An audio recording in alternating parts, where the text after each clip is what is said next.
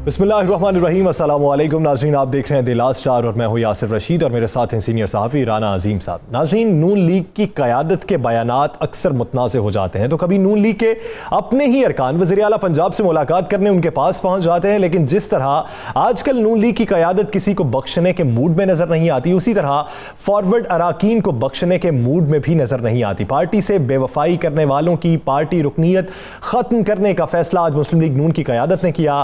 5 अराकीन Punjab assembly Ashraf Ansari साहब, जलील शरकपुरी साहब, फैसल न्याजी साहब, निशात डाहा साहब और मौलवी गयासुद्दीन साहब की रुकनीयत लीगी क़यादत ने खत्म की। सिर्फ इतना ही नहीं, रुकनीयत खत्म करने के लिए पार्टी इलेक्शन कमीशन से भी राब्ता करेगी। इसके अलावा नून लीग ने FATF की वोटिंग में गैर हाजिर पार्टी के अरकान पार्लियामेंट को भी शोकाज नोटिस जारी कर दिए हैं। इसी बारे में बात करने के लिए आज हमारे साथ मौजूद है पाकिस्तान मुस्लिम लीग नून के सीनियर रहनुमा राना मशहूद साहब और आज पार्टी से निकाले जाने वाले निशात खान डाहा साहब और मियां जलील अहमद शरकपुरी साहब हमारे साथ मौजूद हैं।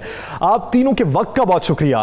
राना साहब, सबसे पहले आपकी जानिब आऊंगा। मशहूद साहब, ना आइन और कानून की खिलाफ वर्जी की है, तो क्या पार्टी डिसिप्लिन रूल्स में यह लिखा हुआ है कि वजीर आला पंजाब या वजीर आजम से मुलाकात नहीं की जा सकती?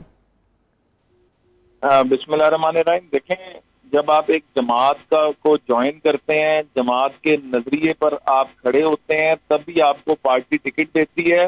हर हल्के से कोई एक शख्स नहीं होता जो टिकट मांग रहा होता है। वहां पे जब इलेक्शन आते हैं तो वहां से बहुत ज्यादा लोग टिकट मांग रहे होते हैं और पार्टी सारे मामलात को देखती है कि कौन वो शख्स है जो पार्टी के नजरिए को आगे लेके चलेगा, पार्टी के मंशूर पर खड़ा रहेगा, पार्टी की आदत से वफादारी निभाएगा।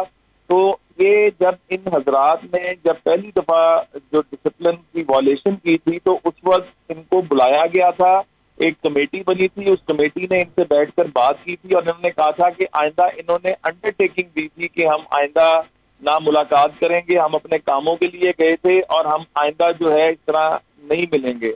उसके बाद क्या हुआ कि दोबारा जब ये मुलाकात की गई और उसके अंदर जो बयानात इनकी तरफ से आए, उसके ऊपर फिर ये फैसला हुआ कि जो मियां नवाज शरीफ के बयानिए के साथ नहीं खड़ा, जो पार्टी के नजरिए के साथ नहीं खड़ा, अब वक्त आ गया कि एक बहुत क्लियर डिवीजन जो है वो कर दी जाए। अगर इन दोस्तों के अंदर अगर थोड़ा सा भी ये समझते हैं कि इनके अंदर ज़मीर नाम की कोई चीज है तो ये इस्तीफे दें और वहां से इलेक्शन लड़ें। अगर ये पार्टी क़यादत के ऊपर इनका एतमाद नहीं है और अगर ये अपनी मर्जी करना चाहते हैं तो आप अगर कॉन्स्टिट्यूशन को भी देखें, आप जो पब्लिक रिप्रेजेंटेटिव एक्ट है उसको भी उठा के देखें, इनके ऊपर फर्ज है पार्टी जो लाइन दे उसको फॉलो करना। और मियां नवाज शरीफ की लाइन क्या है? आज पाकिस्तान में महंगाई है, गुर्बत है, बेरोजगारी है, लोगों का बुरा हाल। चले ये भी देख लेते हैं कि उनकी नजर में लाइन क्या है। राना मशहूद साहब साथ ही रहिएगा। निशात खान डाहा साहब आपसे सवाल करना चाहते हैं। राना अजीम साहब। जी डाहा साहब, आपने कहा था कि आपको ये नहीं निकाल सकते। राना मशहूद साहब कह रहे हैं कि आप लोगों में जमीन नहीं है और आपने वायलेशन की है सारी, तो अब तो आप लोगों को फारिग कर दिया, अब क्या करेंगे? बिस्मिल्लाहिर्रहमानिर्रहीम। पहले तो मैं राणा साहब की बात का जवाब दे लूं। जी जी। ये कुरान उठा के बताएं कि मैं इनके पास गया हूं, मैंने कहा माफी दे दो, दोबारा ऐसा नहीं करूंगा। राणा साहब को पूछे, आप कुरान उठाने को तैयार है या आपकी मेरी मुलाकात हुई है? अब ये राणा साहब देखे जी, पार्टी मफादात बाद में, पहला मफाद पाकिस्तान का। जब हम हलफ, राणा साहब को पूछो, जब हलफ उठाते हैं तो हम क्या हलफ उठाते हैं? जब MPA बनते हैं हम ये हलफ उठाते हैं कि हम अपनी रियासत के, पाकिस्तान के वफादार रहेंगे और पाकिस्तान के अदारों के वफादार रहेंगे। हम कोई ऐसा काम नहीं करेंगे जो हमारे मुल्क पाकिस्तान के खिलाफ हो। अब राणा साहब एक तो ये झूठ बोल रहे हैं कि मैं गया और मैंने कहा माफी दे दो। ये राणा मेरे ख्याल है वही है ना जिसने वीडियो चलाई थी, ऊपर भी पैसे देने पड़ते हैं, फिर 6 महीने असेंबली में नहीं आए। ये भाषण वो लोग दे रहे हैं कि जो लोग करप्ट तरी लोग हैं। राणा साहब की वीडियो चला के दिखाया ना, जैसे मेरी वीडियो आपने मुझे दिखाई है, ये तो बात होगी यहाँ खत्म। दूसरी जो राणा साहब फरमा रहे हैं ना, वायलेशन नहीं होते। अगर ये वायलेशन इसको गिनते हैं राणा साहब तो ये सारे मिलते हैं। ये ख्वाजा साद रफीक भी मिलता है, ये सारे मिलते हैं। इनसे पूछो ख्वाजा साद रफीक क्यों गया परवेज इलाही को मिलने, और रिकॉर्ड बात है। ये सारे कुछ रिकॉर्ड पे बातें हैं, कुछ ये चोरी जाके मिलते हैं। अब ये राणा साहब ऐसे वफादारी, इनकी वफादारी पैसा है, इनकी वफादारी मफाद है।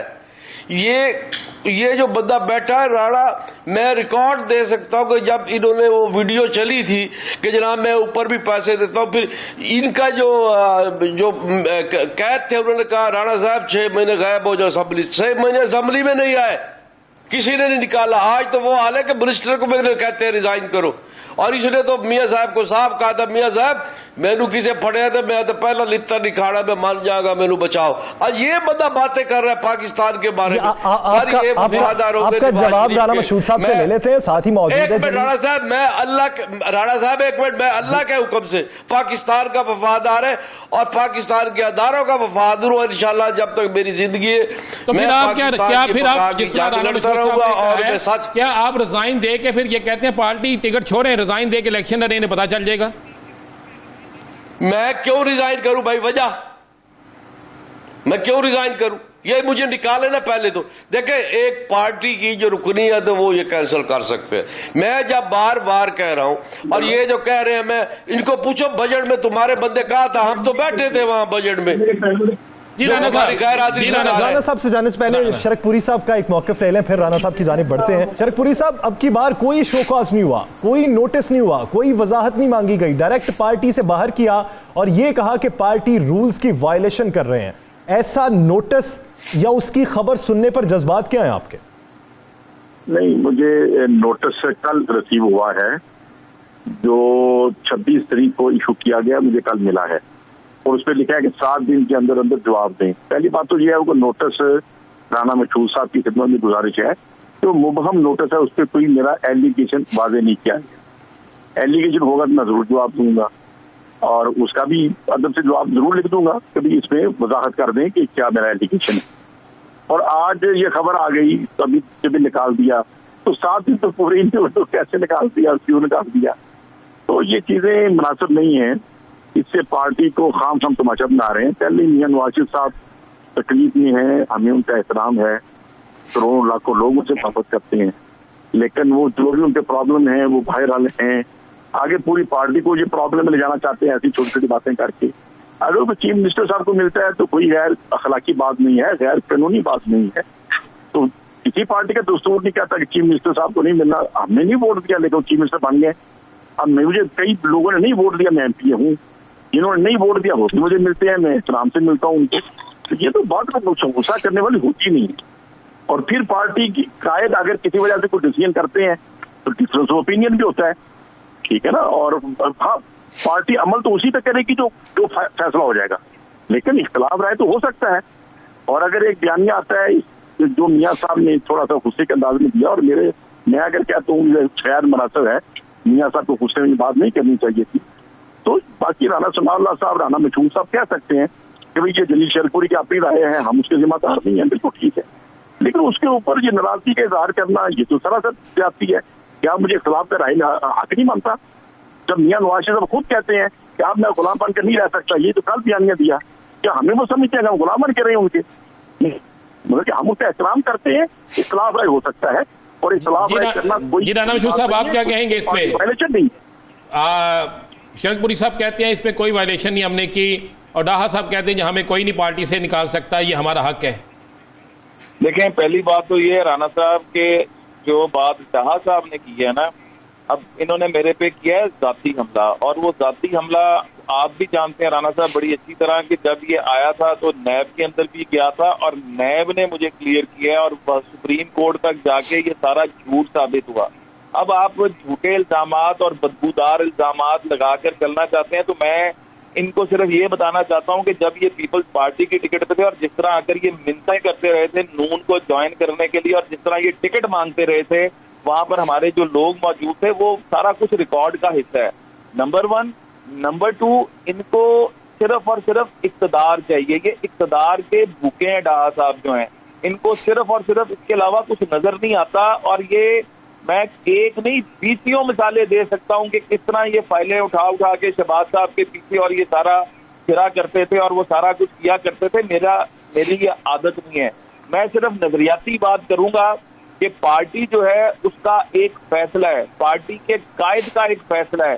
जब आप कायद के फैसले की वायलेशन करेंगे और एक नजरिए की वायलेशन करेंगे, उन्होंने नारा लगाया था वोट को इज्जत दो का, उनका नारा ये था कि पाकिस्तान के अंदर जो ये बात करते हैं ना कानून की, पाकिस्तान का आइन जो है वो क्या कहता है कि आपने अपने आइन पर अगर इवन जिन अदारों ने जो मियां नवाज शरीफ साहब को नाअहल करने से लेके पार्टी के अंदर जो है ग्रुपिंग करने से लेके जो जो काम किए उन सब ने आइन की वायलेशन की और इन साथियों को ये बावर कराया गया कि आपने नहीं मिलना है, क्योंकि इससे एक मैसेज बड़ा नेगेटिव जाता है बाकी तरफ भी। और ये तैयारी वही है आपको याद होगा कि बलूचिस्तान असेंबली के अंदर जिस तरह लोगों की वफादारियां तब्दील कराकर उस वक्त सेनेट के इलेक्शन में जिस तरह पूरा बलूचिस्तान एक तरफ किया गया, फिर उसके बाद अब सेनेट के इलेक्शन में जो कुछ हुआ, तो डिसिप्लिन पार्टी के अंदर मेंटेन करना पार्टी। राना साहब एक छोटा सा सवाल है आपसे, उसके बाद मैंने डाहा साहब की तरफ जाना भी जिस वक्त मियां शहबाज शरीफ साहब के दौर में, क्योंकि मैं खुद भी आपके साथ बड़ा मेरा उस वक्त मैं इसको कवर करता था, फॉरवर्ड ब्लॉक बना था, तो उस वक्त फॉरवर्ड ब्लॉक को सपोर्ट जब की गई थी तो ये कानून या रूल जो हैं या ये असूल उस वक्त क्यों नहीं थे? देखें बात बहुत सीधी थी राना साहब के असूल हमेशा रहे हैं। उस वक्त जो लोग जिन्होंने फॉरवर्ड ब्लॉक बनाया था वो फॉरवर्ड ब्लॉक वालों को ने एक ऑफर दी थी कि आप अपनी, अगर आप समझते हैं क्योंकि आप इलेक्शन लड़ना चाहते हैं तो हम इलेक्शन में भी आपको, क्योंकि आप जिस पार्टी के टिकट पर जीत कर आए थे आप उसका एतमाद खो चुके हैं। और आपको याद होगा कि कई लोगों ने उस वक्त इलेक्शन लड़े भी थे, वहां पर जितनी इलेक्शन हुए थे। तो हम तो इन साथियों को भी ये कहते हैं कि अगर आप समझते हैं कि पार्टी की जो क़यादत है उस पर आपका एतमाद नहीं है तो आप फिर अब इस सीट पर रहने के नहीं रह गए काबिल, आप इस्तीफा दें और अपनी पॉपुलैरिटी लोगों के साथ, आप हुकूमत के साथ मिल रहे हैं, हुकूमत के साथ मिलके वहां पर इलेक्शन लड़े, दूध का दूध और पानी का पानी हो जाएगा। डाहा साहब हुकूमत के साथ फिर मिलके इलेक्शन लड़ रहे हैं जैसा कि राना मशहूद साहब कह रहे हैं, वो तो कहते हैं आप इक्तदार के भूखे हैं। अब मैं तो वो बात कर नहीं सकता, उम्र आपकी और मेरी उम्र में लिहाज बहुत ज्यादा है, तो अब वो आप ये देखें कि वो ये कहते हैं जी फाइलें ले लेके पीछे फिरते थे, नून लीग की टिकट दे दें। देखें ये तो सच है कि जब हम इनकी पार्टी में थे तो फाइलें लेके पीछे तो फिरते थे। राणा साहब नहीं फिरते, आपको पैसों के पीछे तो नहीं फिरते थे, लोगों का काम था फाइलों में। अगर मैंने लेकिन इस तरह मजा नहीं आता बात का। उन्होंने बात की, मैंने बात की, उन्होंने कहा कि ये लोग आए इन्होंने माफी मांगी है। मैंने कहा इसको कहो जो कुरान उठाया कि मैं कब इनके पास बैठ गया हूं, मैंने इनसे माफी मांगी है। लेकिन सवाल का जवाब चाहिए ना, राणा साहब दे फिर जवाब, मेरे सवाल का जवाब ले दे। मुझे कुछ पूछ रहे हैं? जी वो कहते हैं जी सवाल का जवाब दें कि हम कब गए हैं, कब जाके आपसे माफी मांगी है, कब कहा है कि हम दोबारा नहीं मिलेंगे। मैं अपनी बात कर रहा हूँ, अपनी बात कर रहा हूँ। हाँ नहीं, बाकी देखें 5 जो साथी थे उनमें से 4 बिल्कुल पेश हुए। और जब एक बंदा शर्म और हया ही ना रखे, जब अपने दोस्तों जिनके कुलीग जिनके साथ बैठता है उनका ही लिहाज ना करे, पार्टी क़यादत का लिहाज ना करे, तो हमने फैसला फिर इसलिए किया कि फिर ये अपनी ताकत हल्के में बनवाए ना, जाकर बताएं कि आज ये हुकूमत के साथ मिल गए हैं, जाकर इलेक्शन लड़े, वहां पे सुबह इस्तीफा दें, वहां पर इलेक्शन अनाउंस हो। हम तो कह रहे हैं कि हमने आपको पार्टी से निकाल दी है, हमने आपकी रुकनियत खत्म कर दी है। अब आपका ज़मीर आपको इस बात की इजाजत नहीं दे सकता कि आप उस टिकट के ऊपर या सीट के ऊपर बैठे। अगर आप थोड़ा सा भी ज़मीर आपका जिंदा है तो आप फौरी इस्तीफा दें और वहां पर इलेक्शन लड़ें, और हम आपको फिर बताएंगे कि अवामी ताकत क्या होती है। शरकपुरी साहब, तहरीक चल रही है पीडीएम की, तो पीडीएम की तहरीक में बहुत से लोगों का इकट्ठ भी चाहिए, तो उसके लिए बहुत से रहनुमा अपने हलकों से भी लोगों को बुलाएंगे। तो क्या फिर आप पाकिस्तान मुस्लिम लीग नून से आपके मुताबिक अभी आपका ताल्लुक है तो आप इकट्ठा करेंगे पीडीएम की तहरीक के लिए? देखिए मतलब वो तहरीक में साफ बात है, जब तरीके इंसाफ के साथ मैं 6-7 साल काम करता रहा हूँ और इमरान खान साहब ने जब धरनों का फैसला किया मैं धरनों के खिलाफ था। मेरी ये ओपिनियन है, मैंने मुस्लिम लीग नून ज्वाइन की थी दिल के साथ, हमारे बुजुर्गों का लग रहा है, और फिर जब कुछ हालात कशीदा हुए इलाकाई तौर पर मुस्लिम लीग में काम ना कर सका तो तहरीक इंसाफ को मैंने ज्वाइन किया, और तहरीक इंसाफ के बाद फिर आज मुस्लिम लीग के साथ। तो जब मैं तहरीक इंसाफ के साथ भी काम कर रहा था तो इमरान खान साहब के धरनों के मैं खिलाफ था। ये मेरी एक ज़ाती सोच है, किसी और की शायद ना हो। तो आज भी मैं समझता हूँ मियां नवाज शरीफ साहब का प्रिंसिपल स्टैंड दुरुस्त है, लेकिन क्लैश की तरफ नहीं जाना चाहिए। मैं सिर्फ ये मेरी ओपिनियन, इसके अलावा मेरा मियां साहब से कोई इख्तिलाफ नहीं है। क्लैश की सियासत मुल्क को नुकसान देती है, किसी और तरफ चली जाती है। सिंपल ये बात है। अदरवाइज मियां साहब का एहतराम है, इदारों से मुतसादिम होगा तब आपको इख्तलाफ होगा। राणा साहब ये कहते हैं कि आने वाले वक्त में भी मैं स्ट्रांग हूं, और राणा मशहूद साहब का पीडीएम के हवाले से ये कहना है कि पीडीएम की तहरीक आगे चलेगी, उसकी तैयारियां मुकम्मल हो चुकी हैं। बहुत शुक्रिया आप तीनों का इस हवाले से अपना वक्त देने के लिए। नाज़रीन, दीगर इश्यूज पर बात करेंगे एक शॉर्ट ब्रेक के बाद।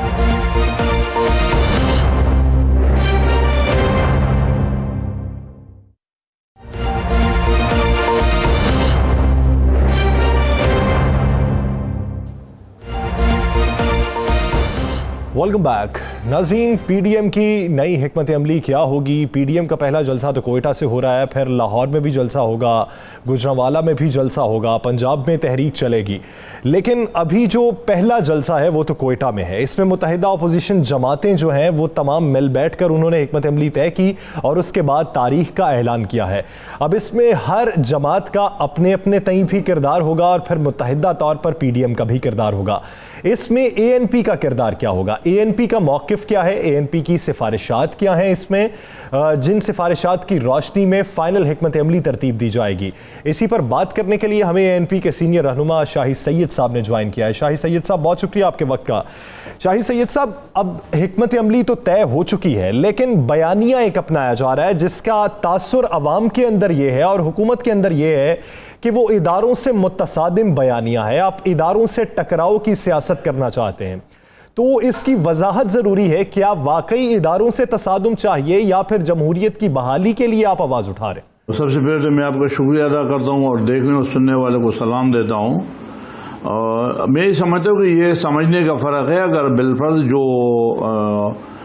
एलामिया है या सारी पार्टियाँ मिली है, फिर उनका एक कमेटी बनी हुई है, उस कमेटी में डिसाइड हुआ, तो मेरे ख्याल में वहाँ पर कभी भी ऐसी कोई बात नहीं है कि इदारों के ख़िलाफ़ है। अगर हम कहते हैं कि इदारे मजबूत हो, सारे इदारों की रिस्पेक्ट हो, तो क्यों अदलिया का रिस्पेक्ट नहीं होना चाहिए? क्या मीडिया का रिस्पेक्ट नहीं होना चाहिए? क्या पार्लियामेंट का रिस्पेक्ट इज़्ज़त नहीं होना चाहिए? क्या हमारे इस्टेब्लिशमेंट का इज़्ज़त नहीं होना चाहिए? ये मुल्क हम सब का है और इस मुल्क के कोई भी इदारा किसी और का, किसी एक बंदे का नहीं है। हर इदारे में हर कौमियत के, हर मसलक के, हर पार्टी के और इस पाकिस्तानी ही शामिल है। तो मैं समझता हूँ ये ऐलान जंग किसी इदारे से नहीं है, ये उन चीज़ों से। अब जैसा करप्शन है, अब उसके लिए नेब बना, अब नेब जो काम कर रहा है क्या वो अक्रॉस द बोर्ड है? तो उनको हमें सीधा करना है ना। अब इलेक्शन का जो हमारा इदारा इलेक्शन है, इलेक्शन क्या खुद मुख्तार है? क्या हमारा इलेक्शन जो है हाईजेक नहीं होता? क्या हमारा जो आरटीएस सिस्टम है वो हाईजेक नहीं होता? या इसी तरीके से कितने सारे सवालात उठते हैं। कराची में आप मिसाल ले रहे, कराची में जब टप्पे लगते थे और हम सारी दुनिया कहते कि टप्पा माफिया है, और वो लंदन में बैठ गए और 25 साल बाद वो तो राह का एजेंट साबित हुआ। लेकिन ये जो 25 साल कराची वालों के साथ जुल्म सतह हुआ, जो खून खराबा हुआ, जो लाशें गिरती थी, वो किस खाते में जाएंगे? तो इदारे अगर मजबूत होते तो राह के एजेंट तो कराची में मुसल्लत न होते। तो इसीलिए हम चाहते हैं कि इदारे मजबूत हो और इदारे अपना रोल करे। इदारे एक दूसरे को डिस्टर्ब ना करे, एक दूसरे को डिग्रेड ना करे। सही साहब, अभी आपने बड़ी अच्छी बात की कि इदारों को मजबूत होना चाहिए। आपने बड़ी अच्छी बात की, आपने कराची का जिक्र किया और कराची की एक ऐसी शख्सियत का जिक्र किया जो वाकई राह की एजेंट है और वाकई उसने कराची के अंदर बड़ी कत्लो गारत फैलाई और आप लोगों ने बड़ा उसका मुकाबला किया। अभी आप कराची में मौजूद हैं, मगर वो शख्स जो राह का एजेंट जिसे हम डिक्लेयर कर रहे हैं, हो बल्कि है वो राह का एजेंट, इसने सब कुछ किया, उसके साथ आप ही किस को इत्तेहाद में मौजूद जो बड़ी पार्टी पीपल्स पार्टी है उसने भरपूर उसके साथ इंजॉय किया। जब आप वहाँ बैठ के मुखालफत करते थे कराची में तो पीपल्स पार्टी उनके साथ होती थी। तो किस तरह आप समझते हैं कि वो लोग जिन्होंने उस वक़्त उनको पूरी सहूलतें दी उनके मतलब आप बात नहीं करते, बाकी इदारों को सारा आप इल्ज़ाम देते हैं? नहीं, ऐसा भी नहीं है। हमने उस वक्त भी कंडम किया और हमने कराची में अक्रॉस द बोर्ड, और सिर्फ क्योंकि इसके अल्ताफ के गलत कामों से या उनकी वजह से कराची में सबसे ज़्यादा नुकसान उर्दू बोलने वाले को हुआ है। कराची का एजुकेशन तबाह हुआ है, कराची का स्ट्रक्चर तबाह हुआ है, कराची में कब्जे हो गए, कराची में जो फैक्ट्री में आग लगा 260 लोग शहीद हुए थे, जलाए गए थे, वो भी उर्दू बोलने वाले, ज़्यादातर उर्दू बोलने वाले थे। तो हमने कभी ये नहीं कहा, लेकिन जिस तरह आप कहते हैं पीपल पार्टी की, तो हमने पीपल पार्टी से भी उस वक्त गिरा के आज भी कर रहे कि आपके साथ बैठे हुए वो इत्तेहाद में थे और उनके साथ रहे, यही तो चीज। मगर मैं ये बोलता हूँ कि बुनियाद पे आप जाए। वो लोग जो टप्पे लगाते थे और नबील कपूर घर पे सोया हुआ था और 1,87,000 वोट उसको कास्ट हो गए, इस बारे में इलेक्शन कमीशन का क्या रोल था? इलेक्शन कमीशन ने क्यों इसको चेक नहीं किया कि यार अगर 8 घंटे 9 घंटे पोलिंग चलेगा उसमें 1,87,000 वोट डालना क्या मुमकिन है? ये भी गलत पॉलिसी था। सिंध में जो हुकूमत है आप उससे मुतमिन हैं? जरा भर भी नहीं, एक पाई भी नहीं। तो कराची जिससे आप मुतमईन नहीं है, जिसके किरदार से मुतमईन नहीं है, उसके डिलीवर करने से मुतमईन। जी जी जी जी, मेरी बात सुन ले। अगर आप इस पे कह रहे तो कराची से ज्यादा तो इंटीरियर सिंध का बेड़ा हुआ, खराब हुआ, तबाह बर्बाद हाल है। हम ये कहते हैं कि कराची को तो नहीं है, मगर इंटीरियर सिंध में अंदर जाके कौन से दूध के और शहद के दरिया बह गए, नहीं उधर भी हालात बुरा है। करप्शन है, बेतहाशा करप्शन है। यहाँ केडीए डिपार्टमेंट ने सवाल ही पैदा नहीं होता कि आप जायज काम करवा के दे जब तक पैसा न दे, और सामने मुंह पे कहते हैं कि भाई आपकी फाइल गुम हो जाएगी, और फाइल गुम होते रहते हैं। तो यहाँ पे करप्शन का हाथ में भी तो बैठे हुए हैं ना शाहिद साहब, इत्तेहाद में भी तो बैठे हुए हैं ना। इत्तेहाद में तो तब बैठा जाता है कि जब आप ये अपोजिशन देखो, बात सुनो, इस तरह तो सबके पास इल्जाम सब चीज है। वो जिस नुक्ते पे हमें करता है वो इस जो सेलेक्टेड हुकूमत जो आई है उनसे जान छुड़ाने पे से है। उन पीपल पार्टी के हम तारीफ के लिए नहीं बैठे हुए, पीपल पार्टी को बढ़ाने के लिए हम नहीं बैठे हुए। एक हुकूमत के खात्मे के लिए भी जान छुड़ाने, जो आवाम इस वक्त परेशान है। शाहिद सैयद साहब, आप एक हुकूमत के खात्मे के लिए, जिसको आप पहले कह रहे हैं कि अल्ताफ के साथी थे, जिसको आप कह रहे हैं कि पूरे सिंध में एक भी काम नहीं हुआ, तो आप एक बुराई, आप बकौल आपके कि एक बुराई को खत्म करने के लिए दूसरी बुराई को साथ चाहिए, ये कहा कि ये कौन सी दलील है? नहीं, ऐसा भी नहीं है कि एक बुराई को हम दूसरे बुराई को जन्म देंगे। इसको भी कंट्रोल करना है। अखलाक से बोर्ड एहतसाब चाहिए, हम अपने इदारे सही करेंगे। इन्हीं की तवज्जो से हम अपने इलेक्शन कमीशन को सही करना चाहते हैं। एहतसाब हम चाहते हैं, अखलाक से बोर्ड चाहते हैं सबके साथ हो, इंतकाम के लिए ना हो। हम चाहते हैं कि इनको सही करें, कि आप हमें भी सही करें। सबसे पहले हम जमात का स्टांस क्या है कि सबसे पहले कौन सा एक्शन होना चाहिए? एहतजाजी तहरीक चलनी चाहिए कि जो चलने वाली है, या फिर इस्तीफे देने चाहिए? सबसे पहले एक्शन तो ये पार्टी, देखो सबसे पहले हमारी पार्टी कायदीन ही, मरकजी कायदीन ही डिसाइड करेगा। हमारी अभी सेंट्रल कमेटी की मीटिंग है 9 और 10 तारीख को क्वेटा में, उधर भी फैसले होंगे। हमारे वहाँ फोरम है, उस फोरम में बात होगा। हाँ, ये मैं जरूर कहता हूँ कि भाई हम अपना हिस्सा चाहते हैं बकसद जुसा। जितनी हमारी पार्टी की कैपेसिटी है, जितनी हमारी तादाद है, उसके हिसाब से हम आगे बढ़ेंगे। हम ये नहीं करेंगे कि हम फ्रंट लाइन पे जाके लड़े और ये लोग जाके हुकूमतें बनाए। हम चाहते हैं कि इदारे मजबूत करो। अगर हम जिसके साथ इत्तेहाद में, तो सबसे पहले तो हम उनको बोलते हैं कि अपने आप को एहतसाब के लिए पेश करो। और मैं कहता हूँ जिस तरह से कराची में मैंने कहा था कि मेरे घर से ऑपरेशन शुरू करे, इसी तरीके से एहतसाब भी मेरे घर से शुरू करे, हमारे पार्टी से शुरू करे।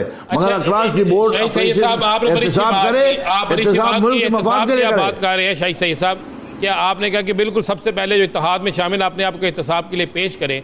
अगर ये आप ही के इत्तेहाद में शामिल लोगों पर करप्शन साबित हो जाती है, जो मौलाना फजलुर रहमान की जायदादों की है, तो अगर इतनी जायदादें उनकी हैं और ये साबित हो जाता है, तो फिर क्या उनके खिलाफ कार्रवाई होनी चाहिए या नहीं? देखो, मैं किसी एक बंदे का नहीं, मैं बोला सबके खिलाफ, और हमसे शुरू करे और क्लास रिपोर्ट करे। अगर सच है, हम सियासतदानों की तजलील न करे। ये सारे सियासतदान चोर नहीं है, ये सारे दुनिया में सारे, लेकिन मैं समझता हूं पहले ये देखें, जो चोर है उनकी बात हम जो कर रहे हैं। चोर है उनके खिलाफ सजा होना चाहिए। चोरों को जब तक तुम सजा नहीं दोगे तो ये मुल्क तरक्की नहीं करेगा। एक आखिरी सवाल का जवाब दे दें, हमारा यही है कि एक सवाल का जवाब दीजिएगा शाहिद साहब। कल साबिक वजीर आजम जो हैं मियां मोहम्मद नवाज शरीफ, वजीर आजम जब वो रहे तो उनके पास एक खलफ होता है और अहम राज होते हैं। पाकिस्तान की तारीख में पहली दफ़ा हुआ है कि कल नवाज शरीफ ने, जो साबिक वजीर आजम है, उन्होंने बरतानिया में जब मीडिया से गुफ्तगू करते हुए कौमी राजों को अफशा कर दिया कि हमने कौन से मसाइल बनाए, किस तरह बनाए, क्या हुआ क्या न हुआ। आप समझते हैं कि ऐसा करने से पाकिस्तान की सालमियत खतरे में नहीं? मैं ये समझता हूं कि अगर कोई भी करे, सर नवाज शरीफ, मैं भी अगर करूं, आप भी करे, कोई भी करे, जो मुल्क की राज होता है वो राज होते हैं, मुल्क मुकद्दम है, वो अफजल है, वो हमारे लिए उसका एहतराम होना सबके ऊपर लाजिम है। और अगर कोई भी करेगा तो गलत करेगा। मैं तो इस चीज को मानता हूं कि ये नहीं होना चाहिए, अगर किया है तो गलत है। और क्या राजबाजी, हाँ, अगर इदारों की मजबूती की बात करें, अगर इदारों के इंटरफेयर के करें, अगर अपने इलेक्शन कमीशन की बात करें, तो ये खराबियां दूर कैसे होगी? जब तक हम इसको हाईलाइट न करें, जब तक हम इनको बताएंगे नहीं, तो ये खराबी क्या सारी उम्र रहेगी? क्या पाकिस्तान सारी उम्र गरीब और ख्वार रहेगा? क्या पाकिस्तान हमेशा नीचे जवाब मुकद्दम होती, इसके लिए हमें कुछ करना है या मुकद्दम नहीं होती? आपके मुल्क की सालमियत मुकद्दम होती है। आप जो भी फैसले करें वो सबसे होने चाहिए और उसमें मुल्क की सालमियत शामिल होनी चाहिए। अगर आपकी जात के लिए फैसले हैं, अगर अगले इलेक्शन की तैयारी के लिए फैसले हैं, अगर उसके लिए बयानात हैं, तो वो सही नहीं है। बहुत शुक्रिया शाही सैयद साहब इस हवाले से अपना वक्त देने के लिए। नाज़रीन, दीगर इश्यूज़ पर बात करेंगे एक शॉर्ट ब्रेक के बाद।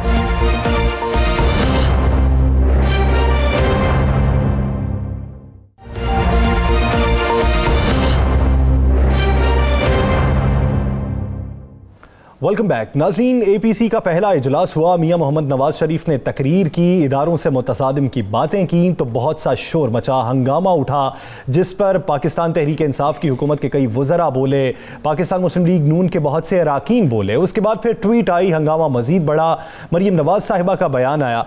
लेकिन कल साबिक वज़ीर आज़म नवाज शरीफ ने लंदन में मीडिया से गुफ्तगू करते हुए कुछ ऐसी बातें कह दी जो कौमी राजगिरदानी जाती हैं। उन बातों का कहा जाना नहीं बनता था, वो उनकी जानिब से कह दिया गया। उनकी जानिब से क्या कहा गया, इस पर बात करेंगे। और हमारे साथ मौजूद होंगे जनरल रिटायर्ड अमजद शुएब साहब। जनरल साहब, क्या ये बातें आपको करनी चाहिए लंदन में मीडिया से बात करते हुए, जहां पर पाकिस्तानी मीडिया भी है, गैर मुल्की मीडिया भी मौजूद है, तो क्या ये गद्दारी के जुमरे में आती है बात? बिस्मिल्लाहिर्रहमानिर्रहीम। देखिए, मियां साहब पिछले 2 दिहाइयों से, जब से जनरल मुशर्रफ ने इनको निकाला, उस वक्त से अफवाज पाकिस्तान के खिलाफ, पाकिस्तान के मफादात के खिलाफ ये साजिशें कर रहे हैं। जानबूझ के करते हैं या वैसे हो जाती, मुझे इसका अंदाजा नहीं, लेकिन बहरहाल एक जुर्म है। और वो उसकी बुनियादी वजह ये है कि ये लीडर नहीं है, ये सौदागर हैं अपने मफादात के, और उसकी वजह से ये सिर्फ और सिर्फ अपना मफाद देखते हैं, उसमें मुल्क का मफाद कहीं सामने नजर नहीं आता। और तीसरा जो इसका मसला वो है, इनके अंदर बहुत ज्यादा जो बोझ भरा हुआ है। मैं इनको अच्छी तरह जानता हूँ, मुझसे उम्र में छोटे हैं, लेकिन इनकी फैमिली, दोस्त अहबाब सारे, वो ये कहते हैं कि ये शुतर कीना है, इस किस्म का कीना है इनके अंदर कि ये छोड़ नहीं सकते।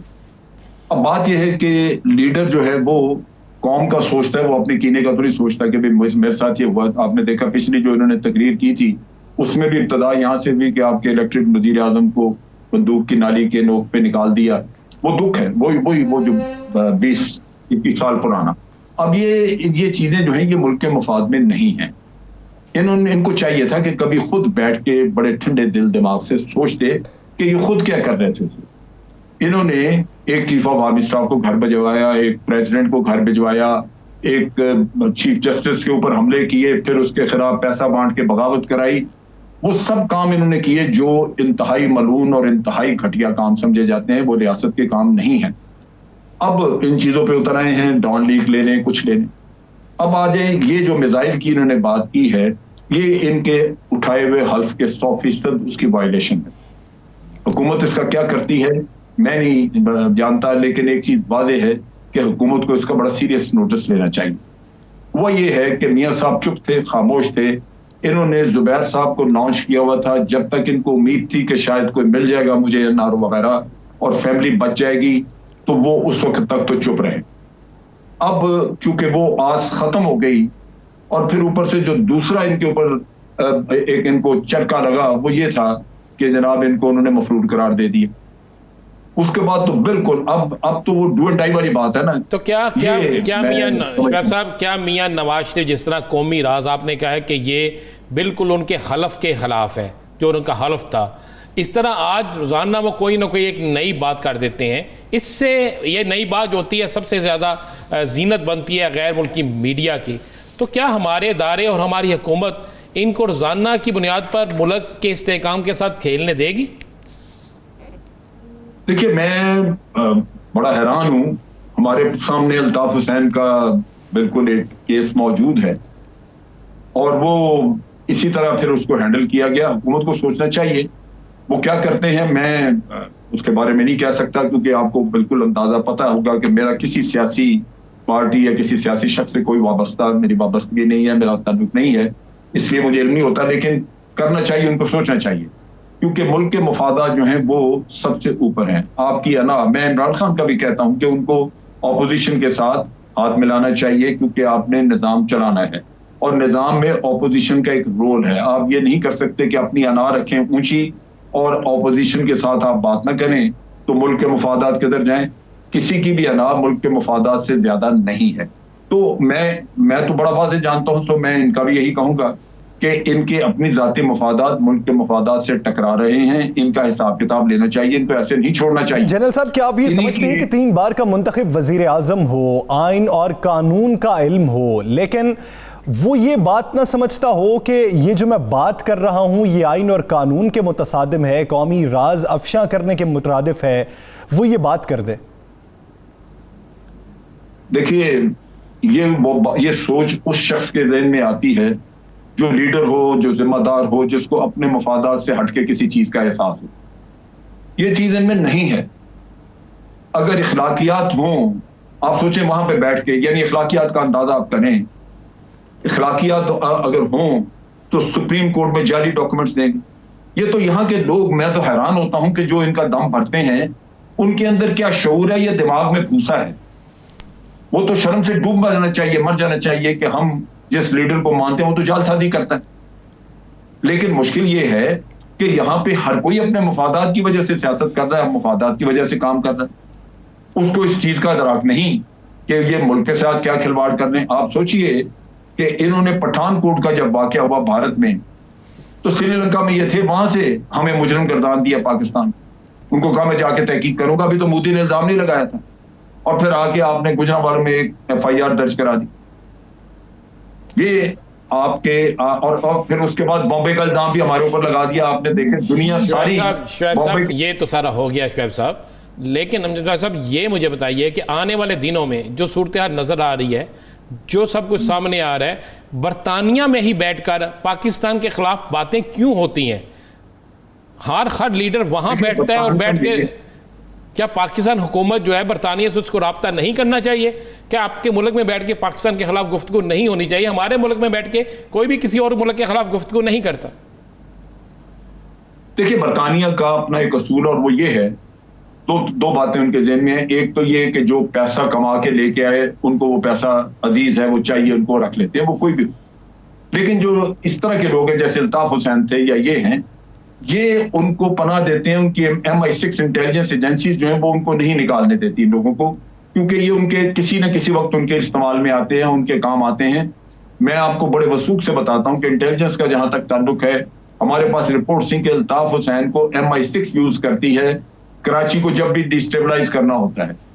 उसका तरीकाकार उनका ये था कि वो इंडिया की रॉ के साथ उनका एक एग्रीमेंट था कि जहां पे बरतानिया चाहता है तबाही, वहां इंडिया के जरिए वो करवाएं ताकि वहां बरतानिया सामने ना नजर आए, और यहाँ चूंकि इंडिया पे शक पड़ता है हमेशा, तो यहाँ बरतानिया काम कराए अल्ताफ हुसैन के जरिए ताकि इंडिया नजर ना आए। तो ये तो चीजें सारी उनकी इंटेलिजेंस मैनेज करती है वहां पे। राना साहब, आपको नहीं लगता कि मियां नवाज शरीफ साहब वापस नहीं आएंगे? क्योंकि एक तरफ मरियम नवाज साहिबा ये कहती हैं कि मियां साहब जल्द वापस आएंगे, दीगर रहनुमा भी यही कहते हैं, लेकिन आज उनका जो खिताब था, उनका ये कहना था कि इस्लामाबाद हाई कोर्ट ने मेरे बारे में जो रिमार्क्स दिए हैं उससे मैं इंसाफ की उम्मीद क्या करूं? यानी इंसाफ से एतबार उठ गया तो फिर वापसी का रास्ता भी बंद। देखें यासर, मुझे तो आज भी मियां नवाज शरीफ की तकरीर, उससे पहले मरियम औरंगज़ेब की तकरीर और बाकी तकरीरों के बाद तो मुझे कराची के सारे हालात नज़र आते हैं। जैसे होता था ना कराची में, मैंने इस्तीफ़ा दे दिया और सारे उसके बाद कहते नहीं नहीं वापस आ जाएं। तो आज यही है कि एक तरफ मरियम कह रही है कि मियां साहब पाकिस्तान आ रहे हैं, और दूसरी तरफ मुस्लिम लीग नून के लोग कहते नहीं मियाँ साहब आपने नहीं आना, हमें आपकी जान अजीज है, हमें आपकी सेहत अजीज है। और भाई ये कौन सी सेहत है जिसमें माशाल्लाह मैंने आज शक्ल देखी है उनकी, अल्लाह उन्हें ज़िंदगी दे, सेहत दे, तंदुरुस्ती दे, पाकिस्तान की एक बड़ी जमात के वो लीडर है। ये कैसी बात है कि वहाँ पर वो जो एक ऑफिस को इस्तेमाल कर रहे हैं, चहलकदमी भी कर रहे हैं, तकरीरें भी फरमा रहे हैं, पाकिस्तान के इदारों के इस्तेहकाम को भी ख़राब करने की कोशिश कर रहे हैं, पाकिस्तान की सालमियत के खिलाफ साजिशें कर रहे हैं, तो वो वहाँ से बैठ कर तो सब कुछ कर रहे हैं, लेकिन यहाँ पे नहीं उन्हें आना चाहिए। भाईजान मियाँ साहब ने कोई नहीं आना, मैं आपको लिख के देता हूँ, उनके पास जो वहाँ पे टारगेट है उसको वो अचीव कर रहे हैं, उस टारगेट पे जा रहे हैं और वहाँ पे जाके वो जो करना चाहते हैं वो कर रहे हैं। क्यों शुएब अमजद साहब आप क्या कहेंगे, क्या मियाँ साहब आ रहे हैं वापस?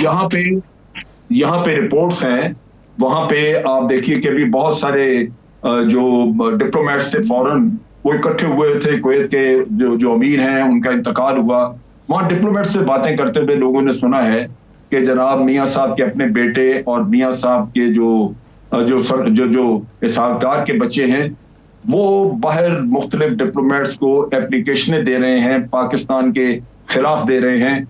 यहाँ तक कि ये जो मोटरवे पे खातून का वाकया हुआ उसका भी कि जनाब बड़ी ह्यूमन राइट वायलेशन है, देखिए किस तरह की जुल्म और बर्बरियत है वहाँ पे, ये काम वहाँ पे किया जा रहा है। इन्होंने बदमाश पाल के रखे हुए हैं, वो जो तारिक भट्ट यहाँ पे कातिल था, नासिर भट्ट, वो वहां पे है, उसको एक घर लेके दिया हुआ है मुज़ाफात में बाहर, वहां बैठ के मीटिंग्स होती हैं और वहां पे ये इस तरह की प्लानिंग और काम मौजूदा हुकूमत से इख्तलाफ रखते हुए अपने मुल्क की जो साख्त है, अपने मुल्क का जो इमेज है, आप उसको मजरूह करने पर तुले हुए हैं। दूसरी जगह ये साबित करने की कोशिश कर रहे हैं कि इस वक्त मुल्क में कानून नहीं नाफिज किया जा रहा है, मुल्क पर किसी और की हुक्मरानी है, यानी अपने इख्तलाफ को साबित करने के लिए मुल्क की साख को मजरूह करते रहे, वो आपकी इज्जत को गंवा रहा है। बहुत शुक्रिया अमजद शुएब साहब इस हवाले से अपना वक्त देने के लिए।